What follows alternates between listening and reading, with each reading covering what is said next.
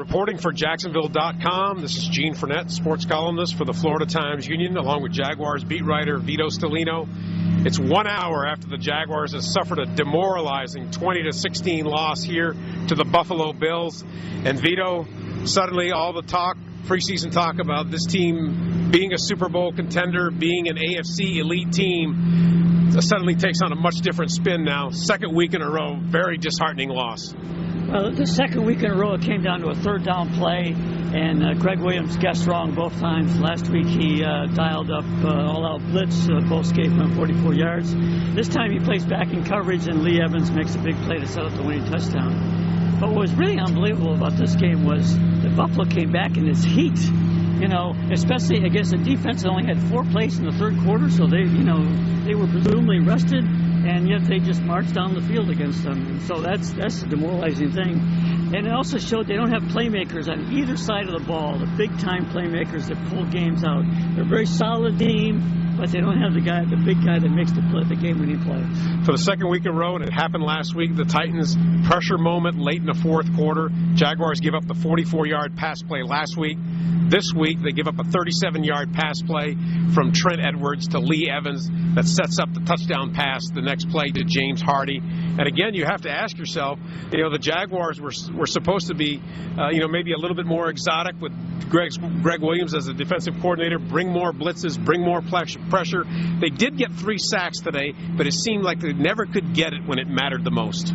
Well, it's kind of hard to knock you for not dialing up more exotic blitzes because he did that last week and got burned. So when you do something one week and you get burned, then you tend to do something the next week.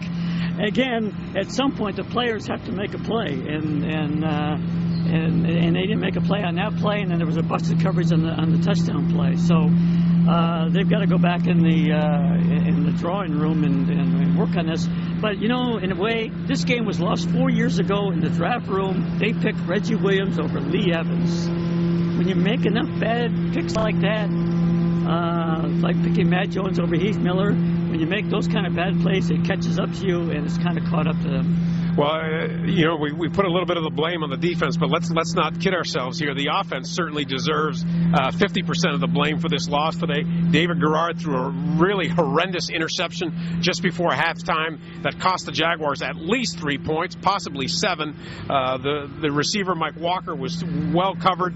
The cornerback had the inside position, and he threw it anyway, and that certainly killed a little bit of momentum, which, later on, if they had gotten those points, it might have been able to seal the deal later. Again, the running game finally did get going in the third quarter. 65 yards rushing for the Jaguars in that third quarter, but the rest of the game, they simply could not establish it.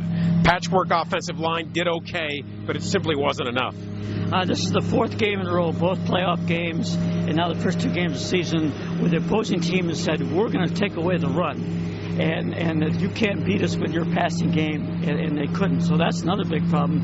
They've got to figure out how to get more of a run to loosen things up, or they got to get Jerry Porter back or Troy Williams back. They need a deep threat to get those defenses from keeping 8 men in the box. The bigger problem for the Jaguars, aside from the fact that they are now 0-2 and 0-2 against 2 AFC teams, now they have to go to Indianapolis and play a Peyton Manning team that today crawled themselves out of a 15-0 hole at Minnesota, won that game 18-15 on the last play of the game. So under pressure on the road, the Indianapolis Colts did pull it off.